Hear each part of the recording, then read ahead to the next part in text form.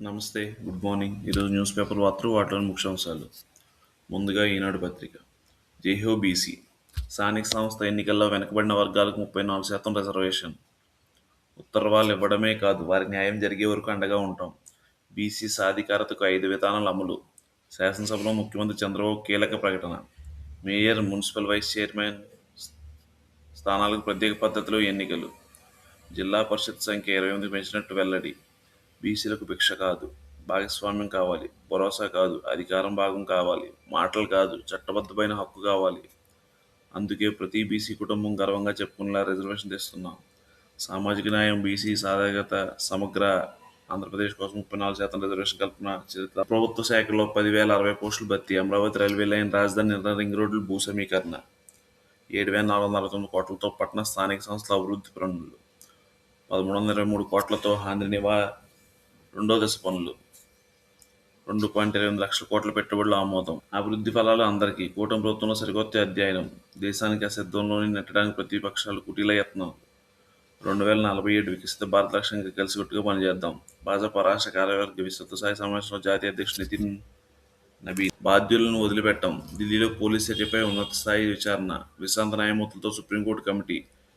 Neat ఆందోళన మీద CJM ధర్మాసనం నిర్ణయం. మాపై దాడి విచారించాలి పోలీసులు.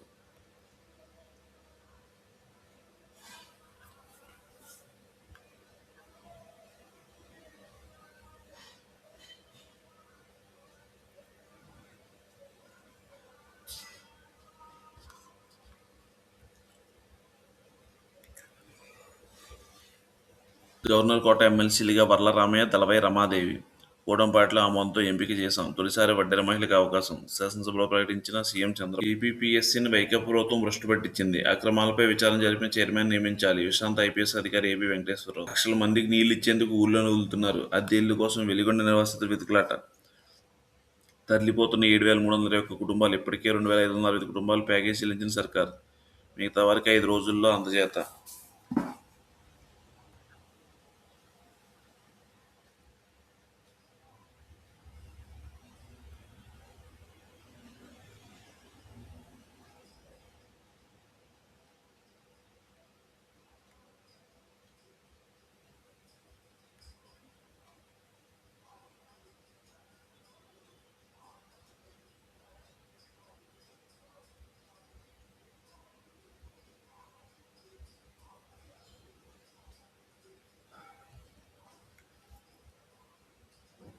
మెగా డీఎస్పీని అద్భుతంగా నిర్వహించారు. మంత్రి లోకేష్ ప్రశంసించిన ఢిల్లీ మంత్రి సిర్సా. బీసీలు మర్చిపోలేని రోజు. స్థానిక సంస్థ ఎన్నికల వెనుకబడిన తరగతికి 34% రిజర్వేషన్ చరిత్రాత్మకం.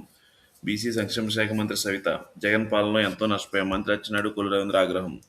శాసనసభలో స్వల్పకాలిక చర్చ.